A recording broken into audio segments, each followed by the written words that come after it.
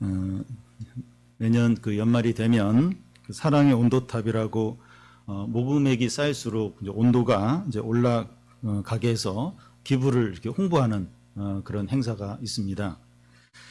사회복지 공동 모금에서 운영을 하는데 작년에 모금액이 다른 해보다 더 많았다고 합니다.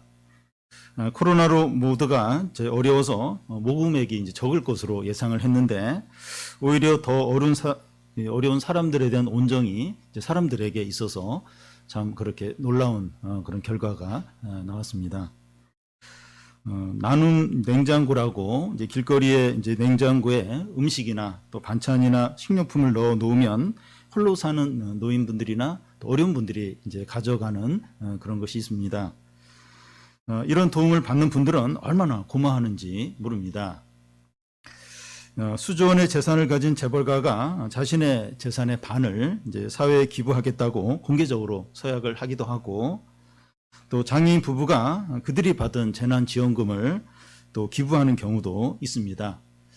이런 기부들이 더 어렵고 가난한 사람들에게 소망과 도움을 줍니다. 하나님 나라를 확장하고 영혼을 구하기 위해서 이 선교와 이 전도를 해야 하는데 그러기 위해서 헌금이 필요합니다.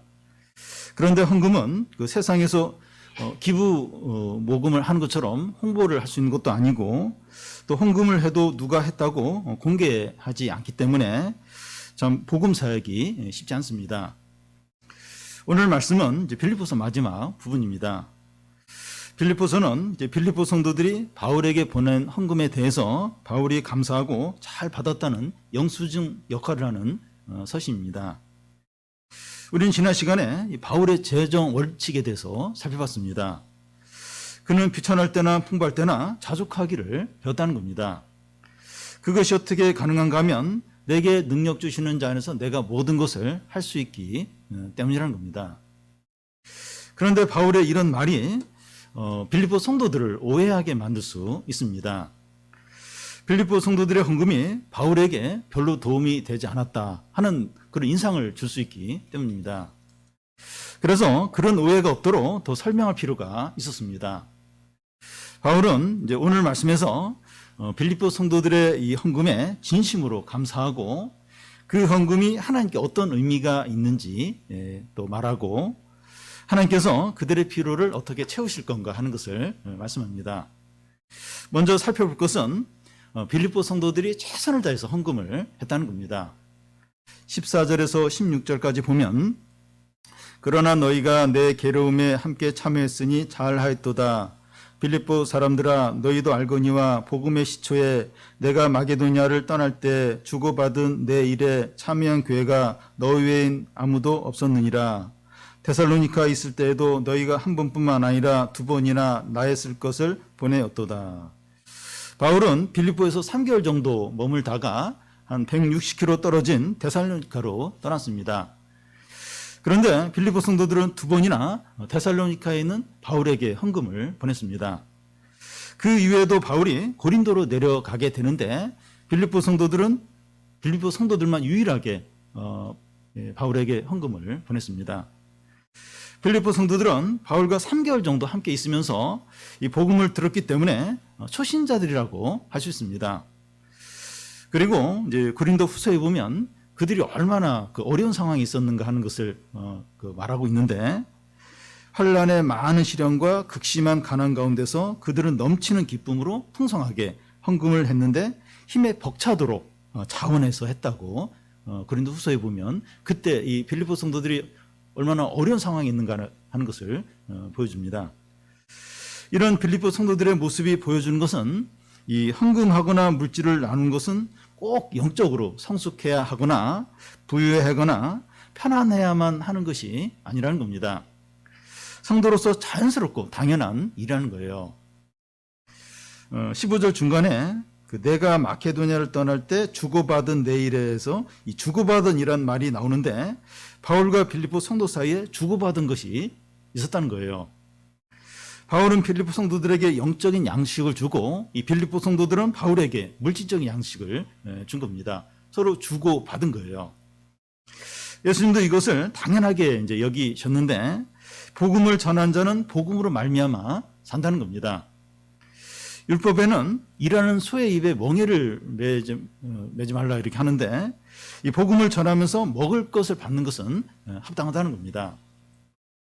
그리고 이 주고받는 이란 말은 성도들의 물질 나눔도 가리키는데요. 이 사도행전에 나오는 초대교회에서 성도들이 가난한 자들을 위해서 물질을 이렇게 나누는 것을 볼 수 있습니다. 그 야고보서에 보면 그 형제들에게 몸을 따뜻하게 해라, 맛있는 거 먹으라 하면서 먹을 것을 주지 않으면 무슨 소용이 있느냐, 그런 말을 하는 게 무슨 의미가 있느냐, 그렇게 말합니다. 이 말만 하면 안 되고 실제적인 도움을 줘야 한다는 거죠. 성도들 사이에 실제적이고 물질적인 풍성한 나눔이 있어야 한다는 겁니다. 더 나아가서 성도는 이 복음 전도를 위해서 물질을 사용해야 한다는 겁니다. 예수님은 승천하시면서 땅끝까지 이르러 내 증인이 되라고 하였습니다. 성도들은 복음을 전하러 가든지 또 복음을 전한 사람을 후원하든지 해야 합니다. 이 빌립보 성도들에게도 실제적인 이런 일이 일어났는데 바울로부터 복음을 들은 후에 물질 사용하는 것이 달라졌습니다. 그들은 얼마 전까지, 그러니까 바울에게서 복음을 듣기 전까지 이 자기의 물질을 이제 필요와 또 자기 필요와 욕심과 쾌락을 위해서 사용했는데 이제는 이 복음 전파와 다른 성도들을 위해서 물질을 사용한 겁니다. 물질이면 많은 것도 아니고 부자들도 이제 아닌데도 복음 전파를 위해서 기꺼이 이제 사용하는 겁니다. 14절이 이걸 잘 보여주는데 바울은 이제 빌립보 성도들이 그의 괴로움에 참여하였다고 하면서 잘했다고 칭찬합니다. 빌립보 성도들이 바울에게 이제 헌금하는 것이 바울의 사역에 동참하는 겁니다. 성도는 이제 직접 복음을 전하든지 아니면 이 복음 전파하는 것을 후원하든지 직접적으로 혹은 간접적으로 이 복음 전하는데 참여를 해야 합니다. 우리 교회가 규모는 작지만 제자들 교회까지 그때부터 합쳐서 한 30여 년 청소 사역을 하고 있습니다.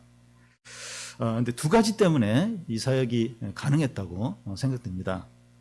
하나는 이제 캠프 교사로 자원하는 교인들이 계속 있었기 때문이고, 다른 하나는 후원자들이 헌금을 지속적으로 풍성하게 했기 때문입니다. 우리가 캠프를 할 때마다 캠프비를 이제 이렇게 받지만 사실 그 드는 비용에 너무 이제 적은 이제 비용을 이제 그 회비를 받기 때문에 캠프를 할 때마다 수백만 원이 이제 적자입니다. 근데 이 후원자들의 헌금으로 이 캠프가 계속 유지가 되고 있는 겁니다. 또 이 사역이 이제 지속 가능할 수 있었던 이유를 한 가지만 더 이야기를 하면, 우리 주기쁨 교인들이 한 마음으로 기도를 해 주었기 때문입니다. 직접 교사로 섬기든지 물질로 후원하든지 기도로 지원을 하든지 방식은 다르지만 다 함께 복음 전파에 참여하는 거죠. 이것이 성경적인 교회의 모습이고 너무나도 귀하고 감사한 일입니다. 이것이 성도의 특징이고 물질 사용에 있어서도 성도의 특징이 나타나야 합니다. 다음은 이 헌금하는 자의 유익을 위해서라는 겁니다. 17절, 18절을 한 절씩 교대로 읽겠습니다.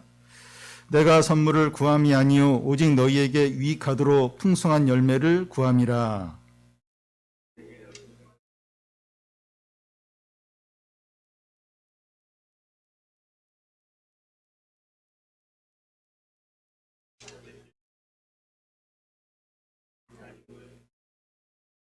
예, 이 선물을 받고 지나치게 고마워하면 이 선물을 한 사람에게 부담을 줄 수 있습니다. 바울도 빌립보 성도들의 헌금에 감사를 하면서 혹시 또 다른 선물을 구하는 것은 아닌가 이렇게 오해를 할까봐 염려합니다. 그래서 바울은 이 헌금에 감사하는 이유가 뭔지 분명하게 밝힙니다. 또 다른 선물을 구하는 것이 아니라 오직 너희들의 유익을 위해서라는 겁니다. 어떤 유익인가 하면 풍성한 열매를 얻도록 하기 위해서라는 거예요. 이 풍성한 열매를 얻는다는 것이 어떤 의미인지 우리 한글 성경에는 조금 애매한데 헬라어 성경에 보면 의미가 좀 더 분명해집니다. 자기 돈을 은행에 맡기면 이자까지 합쳐서 돌려준다는 의미입니다. 그러니까 은행에 돈을 맡기면 은행이 그 돈을 갖는 게 아니라 이자까지 이렇게 합쳐가지고 다시 이제 돌려주는데 이제 그런 의미예요. 풍성한 열매를 맺는다는 게 이제 그런 의미입니다. 헌금이 하나님 앞에서 이런 의미가 있습니다. 잠언 19장 그 17절에 보면 가난한 자들을 불쌍히 여기는 것은 여호와께 꾸어 드리는 것이니 그의 선행을 그에게 갚아 주신다는 겁니다. 이 세상에서는 이제 기부를 하면 그 사실이 이제 알려져요. 그래서 주목을 받게 됩니다. 그런데 하나님께 헌금하는 것은 보통 이제 비공개적으로 되기 때문에 아무도 모릅니다. 우리 교회는 11조나 감사 헌금을 해도 주보에 이제 다른 교회들처럼 주보에 이렇게 그 명단을 이렇게 그 명단을 기록하지 않기 때문에 몰라요. 누가 뭐 11조를 했는지 뭘 했는지 모릅니다. 세상에서는 자기 시간이나 물질이나 수고를 쏟으면 결과물이 나오고 인정도 받습니다. 그런데 하나님 나를 위해서 이렇게 하면 오른손이 하는 것을 왼손이 모르게 하니까 누가 알아주는 것도 아니고 남는 것도 없는 것 같습니다. 전에 어떤 자매가 이제 대학생 때 청소년 캠프 교사로 이제 수고를 이제 많이 이제 하다가 대학을 이제 딱 졸업을 했는데 다른 친구들은 방학 때마다 외국에 어학연 수도 가고 스펙을 쌓아서 취직을 잘하는 거예요. 또 이렇게 잘 풀리는 겁니다. 그 자매는 친구들과 이제 비교를 하면서 힘든 거예요. 굉장히 좀 마음이 이제 어려웠던 겁니다. 그런데 나중에 자기가 들어가고 싶은 곳에 원서를 이렇게 내면서 이 청소년들을 섬긴 일을 이제 자기소개서에 썼는데 그곳에서 그걸 아주 주의 깊게 보고 이제 그곳에 합격을 했습니다. 그 자매는 하나님께서 자기가 수고한 것을 갚아주셨다 이런 말을 했습니다. 여러분, 하나님은 우리의 소유를 빼앗아 가는 분이 아닙니다. 하나님은 온 세상에 있는 모든 돈과 땅과 건물들의 참 주인이십니다.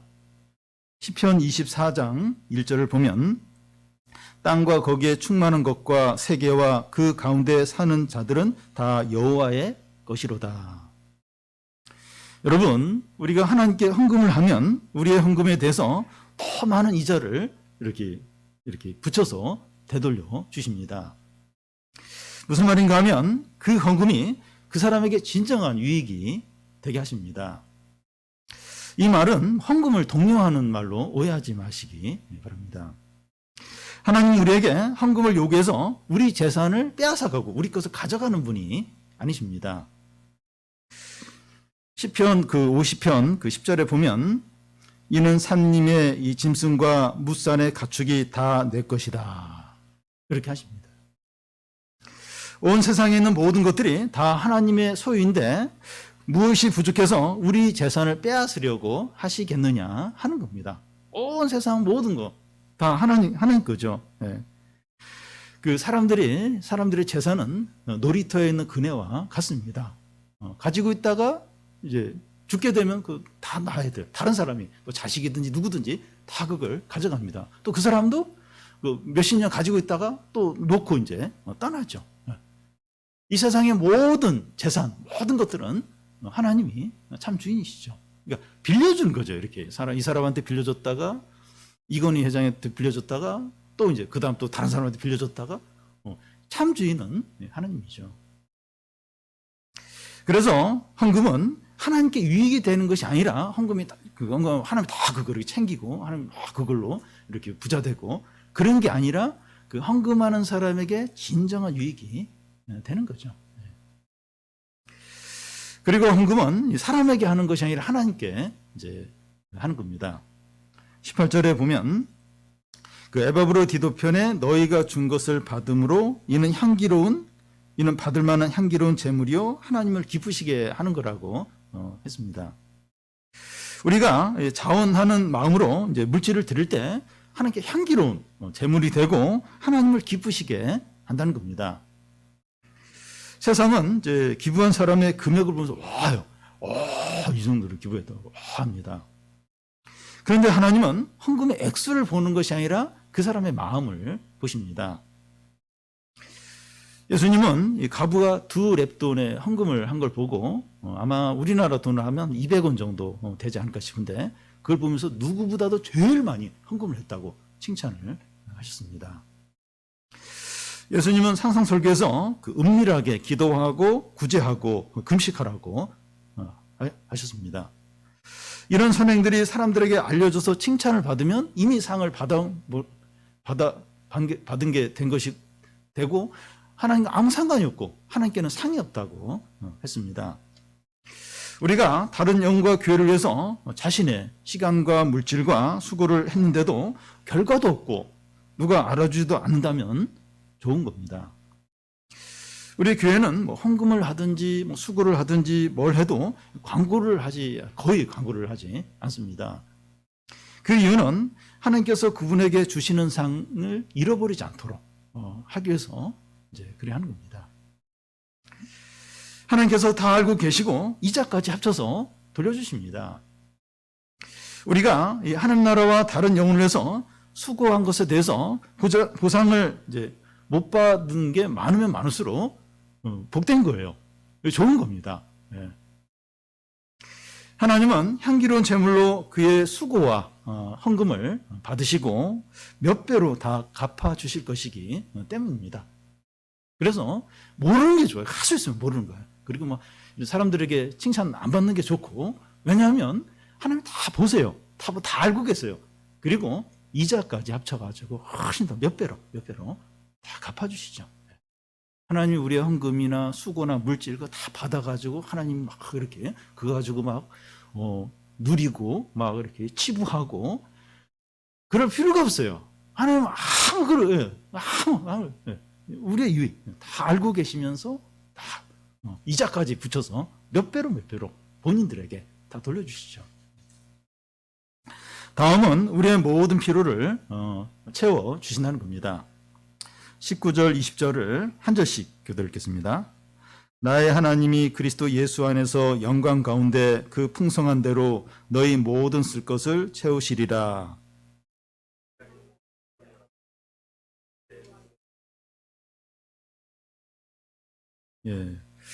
헌금을 하려고 하거나 헌금을 하면서 이제 드는 생각이 나의 필요는 어떻게 되나 하는 겁니다. 우리는 인간인지라 어쩔 수 없어요. 우리의 시간과 물질과 또 수고를 다른 사람을 위해서 사용할 때 그럼 나는 어떻게 되는 거지? 이런 생각이 이제 듭니다. 바울은 헌금을 열심히 하고 나서 그런 염려에 빠질 수 있는 이 빌립보 성도들에게 무슨 말을 합니까? 그리스도 예수 안에서 영광 가운데 그 풍성한 대로 너희 모든 쓸 것을 채우신다는 겁니다.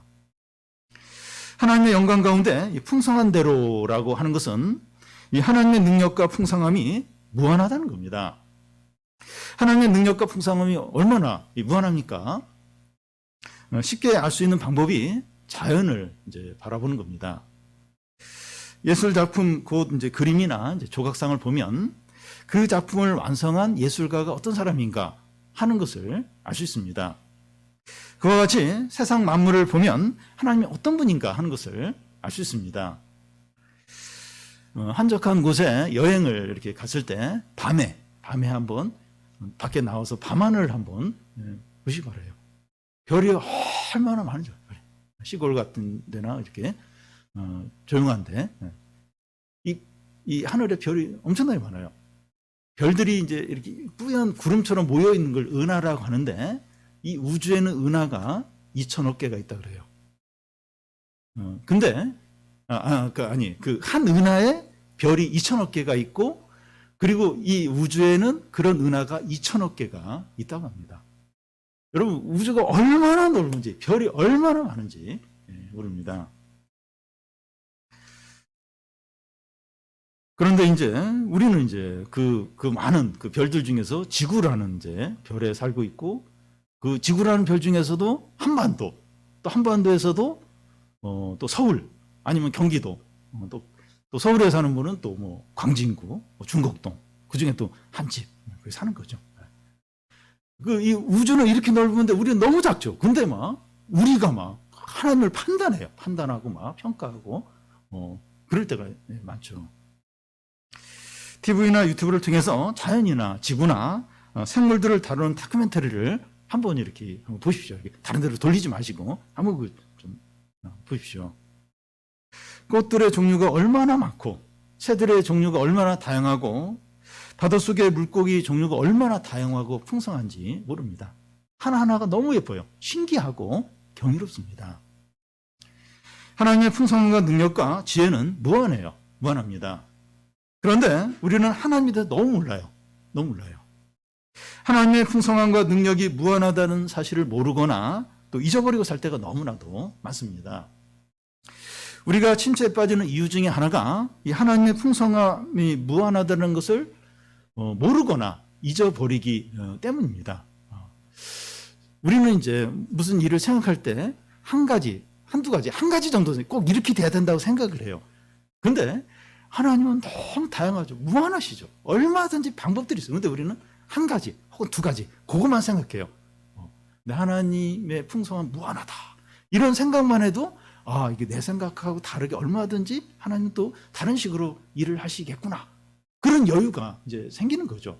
근데 이 하나님의 이 풍성함의 무한함을 모르면 자꾸 이제 내 생각대로 안 되면 자꾸 이렇게 심취하게 돼요. 그리고 그것만 봐요. 그것만 봅니다. 그것만 보면서 막 낙심하고 그럴 때가 많죠. 지금 우리가 침체되어 있습니까? 우리가 바라보는 게 뭔지 한번 보시죠. 내가 지금 바라보는 게 뭔가? 내 자신과 사람들과 상황만 바라보고 있지 않는지, 내가 진짜 하나님을 바라보고 있는지. 하나님이 아니라 다른 것을 바라보니까 침체가 되는 거예요. 낙심이 되는 겁니다. 여러분, 우리가 하나님을 바라본다고 하는 것은 하나님의 풍성함과 능력이 무한하다는 것을 기억하고 의지하는 것을 말합니다. 하나님을 바라본다. 이 하나님의 풍성함과 능력이 무한하다 하는 걸 바라보고 의지하는 거죠. 우리의 필요는 무한하신 하나님의 풍성함에서 오게 됩니다. 능력을 주신 자 안에서 내가 모든 일을 할 수 있는 일을 하는 말씀이 이제 같은 말씀이죠. 우리가 바라보고 의지하는 것은 하나님의 무한한 풍성함입니다. 우리가 바라보는 것. 이거지. 하나님의 무한한 풍성함입니다. 오늘날 우리들은 불안한 삶을 살고 있습니다. 취업도 어렵고 진로를 어떻게 해야 되는지 모를 수 있어요. 모아놓은 돈도 없고 직장이 어떻게 될지 모르고 또 사업이 불안할 수 있습니다. 미래에는 나아질 거다 이런 전망도 없는 것 같아요. 코로나로 더 어려워지고 더 불확실해졌습니다. 그런데 우리 오늘 주님은 우리에게 뭐라고 말씀하십니까? 19절에 나의 하나님이 영광 가운데 그 풍성한 대로 너희 모든 쓸 것을 채우신다는 겁니다. 다시 말해서 무한하신 하나님의 풍성과 능력으로 우리의 모든 필요가 채워진다는 겁니다. 하나님이 이렇게 말씀하세요. 하나님이 이 풍성한 무한한 이 능력으로 내가 너희 모든 필요를 채우겠다. 하나님이 이렇게 말씀하십니다. 우리가 이 말씀을 더 확신할 수 있는 이유는 하나님이 독생자를 아끼지 않고 주시면서 덜 중요한 육체적인 필요를 채워주는 것을 아까워하시겠느냐 하는 겁니다. 이 김치냉장고를 사면서 그 김치냉장고에 들어가는 용기들이 있는데 그 용기 하나만 더 달라고 그 대리점 주인한테 얘기하면 안 주시겠습니까? 김치냉장고를 사는데 그 용기 그 몇천 원짜리 그걸 아까워서 안 주겠어요? 하나님께서 그리스도 안에 있는 자들에게 영생을 주시고 성령을 주시면서 물질적인 것을 주시지 않겠습니까? 훨씬 더 중요한 것을 주시면서 덜 중요한 것을 아까워하시겠습니까? 상상설교에서 목숨을 주었는데 양식을 안 주겠느냐, 몸을 주었는데 입을 것을 안 주겠느냐, 목숨과 그 음식, 몸과 옷 어느 게 더 중요하냐? 그러면서 염려하지 말라고 하죠. 무엇보다도 바울에게 하나님은 어떤 분입니까? 19절에 보면 나의 하나님으로 되어 있고 20절에는 우리 아버지로 되어 있습니다.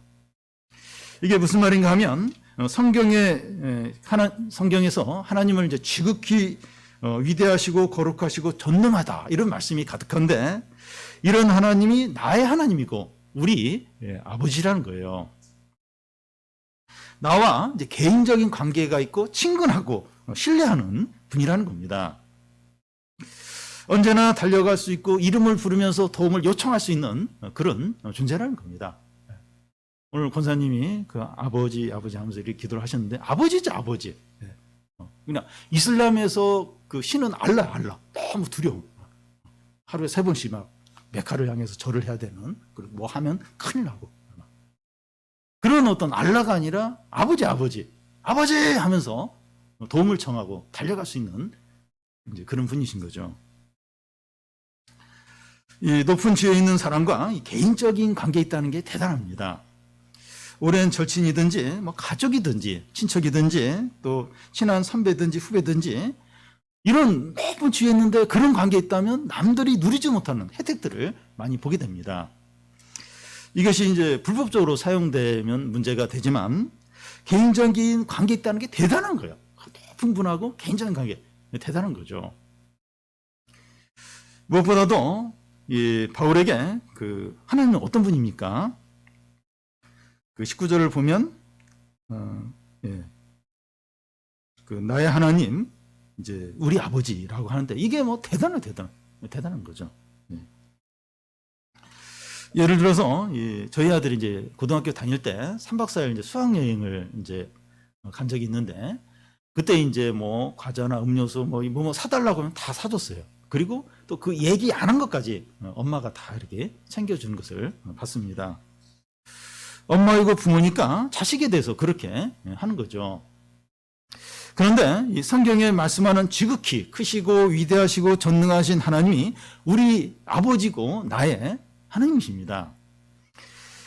이 아버지신 하나님이 자녀인 우리에게 진정으로 필요한 것을 모르시겠어요? 또 아까워하시겠습니까? 우리 아버지시고 나의 하나님이 우리의 육신의 부모보다도 못하겠습니까? 더 이렇게 못하게 해주시겠습니까? 무엇을 먹을까? 무엇을 입을까? 우리 어느 집에 살아야 될까? 염려하지 말라는 거예요. 이런 염려는 하나님이 없는 사람들이, 믿지 않는 사람들이 이제 염려하는 것이고, 우리에게는 하늘의 아버지가 계시다는 겁니다. 우리 아버지, 나의 하나님이 계셔요. 있습니다. 나의 하나님이 그리스도 예수 안에서 영광 가운데 그 풍성한 대로 너희 모든 것을 채우시리라. 나의 하나님이시고 우리 아버지가 우리의 모든 것을 채우시겠다고, 필요를 채우시겠다고 말씀합니다. 그런데 이제 경험적으로 보면 우리의 모든 쓸 것을 채우시지 않는 것처럼 느낄 때가 있습니다. 우리에게 필요한 것은 많은데 이렇게 채워지지 않을 때가 있습니다. 어떻게 된 것입니까? 우리가 필요로 느끼는 것들과 하나님께서 보실 때 우리에게 필요하다고 느끼는 게 다르기 때문입니다. 어린 자녀가 핸드폰을 사달라고, 핸드폰이 필요하다고 막 그래요. 근데 부모가 볼 때는 아직 이제 아닌 거예요. 하도 졸라가지고 사주면 부모는 그때부터 이제 후회하게 됩니다. 하나님 우리의 허영이나 욕심까지 다 채워주시지 않습니다. 우리는 이 필요한 것이라고 생각했는데 나중에 보니까 필요 없는, 이게 참 욕심이었구나 하고 깨달을 때가 종종 있습니다. 하나님은 그런 것까지 다 채워주지 않습니다. 우리 욕심까지 다. 네가 지금 욕심인데 그거 원하는구나. 그래. 그러면서 그것까지 다 채워주지 않으시죠. 우리에게 진정으로 필요한 것이라면 우리 생각보다 늦더라도 반드시 채워주십니다. 마지막으로 바울은 빌립보서를 어떻게 마무리하고 있습니까? 23절을 같이 한번 읽겠습니다. 주 예수 그리스도의 은혜가 너희 심령에 있을지어다. 이 말씀은 어떤 면에서 우리에게 익숙합니다. 바울은 보통 이제 마지막 인사를 할 때 습관적으로, 형식적으로 이 말씀을 이제 하는 것 같아요. 근데 바울은 한마디도 형식적으로 의미 없게 말한 적이 없습니다. 그러니까 보면 이렇게 한마디도 성경 가운데 그 서신 가운데 한마디도 불필요하게 형식적으로 그냥 인사치레로 그렇게 하는 법이 없습니다. 바울은 빌립보서를 마치면서 빌립보 성도들에게 주 예수 그리스도의 은혜가 너희 심령 가운데 있을지어다 이렇게 합니다. 이 말씀은 빌립보서 전체를 요약하는 말씀이라고 할 수 있습니다. 이 심령은 이제 마음을 이제 가리키는데 예수 그리스도의 은혜가 너희 마음에 가득하기를 바란다는 겁니다. 이것보다 더 우선적이고 중요하고 결정적인 게 없습니다. 말과 행동과 삶이 마음에서 이제 나오는 거니까 우리의 마음에 은혜가 가득한 게 얼마나 중요한지 몰라요. 마음에 분노나 미움이나 욕심이 있으면 결국 말과 행동과 삶도 그렇게 살게 되죠. 근데 이제 마음에 은혜가 이제 가득하면 말과 행동과 삶이 다 은혜 가운데서 나오게 되죠. 그래서 이게 얼마나 중요한지 몰라요. 바울은 자기의 육체의 가시를 없애주기를 하나님께 3번 이제 간구를 하게 되는데, 하나님은 내게 은혜가 족하다고 이렇게 대답을 하셨습니다. 육체의 가시를 가지고 있더라도 그 예수 그리스도의 은혜가 마음에 가득하니까 오히려 바울은 기뻐하고 자랑을 했습니다. 또 바울과 실라의 마음에 은혜가 가득하니까 이 빌립보 감옥 안에서 채찍질을 당하고 나서도 밤에 찬양을 해요. 찬양. 등에서 막 피가 흐르는 대로 찬양을 합니다. 우리에게 어떤 어려움과 힘든 상황과 고통이 있더라도 예수 그리스도의 은혜가 우리 마음에 가득하면 부족함이 없습니다. 주의 인자하심이 생명보다 낫다 하는데 예수 그리스도의 은혜가 건강이나 돈이나 부동산이나 취업하는 것보다 훨씬 더 우선적이고 중요합니다. 전에 미국 뉴욕 대학의 그 예술대학 졸업식 축사를 어떤 유명한 그 배우가 이제 이렇게 해서 축사를 했는데 이제 무슨 얘기를 했는가 하면 여러분은 곧 방송과 또 배우로서 이제 세상에 나가게 되는데 얼마나 많은 거절을 당할지 모르지만 용기를 내어서 그걸 잘 감당하라고 그런 감동적인 연설을 했습니다. 그런데 그의 연설에서 마지막 한 말이 행운을 빈다 이렇게 했습니다. 이 말은 훌륭하고 성공한 사람들이 후배에게 자주 하는 말이에요. 유명한 어떤 그런 졸업식 축사뿐만 아니라 그런 많은 어떤 그런 데 보면 마지막에 대부분 행운을 빈다 이런 얘기를 하면서 이제 마치는 걸 볼 수 있습니다. 왜냐하면 아무리 막 노력하고 수고를 해도 행운이 안 따르면 운명이 이렇게 안 맞으면 안 되는 경우가 많다는 거예요. 그래서 막 그 살면서 보니까 행운이 제일 중요하더라. 그래서 행운을 이제 비는 거죠. 근데 바울은 이 빌립보 성도들에게 빌립보서를 마치면서 여러분에게 행운을 빕니다. 이렇게 하는 것이 아니라 주 예수 그리스도의 은혜가 너희 심령에 있을지어라. 이렇게 하는 겁니다. 예수 그리스도의 은혜보다 참되고 진실하고 영원하고 능력 있고 좋은 것이 없다는 거예요. 예수 그리스도의 이 은혜, 이것만이 참되고 영원하고 능력이고 진리고 풍성하다는 겁니다. 이 시간 우리 모든 성도들의 마음에 주 예수 그리스도의 은혜가 가득해서 어떤 상황에서도 항상 기뻐하고 자족하고 담대하고 승리하시기를 바랍니다.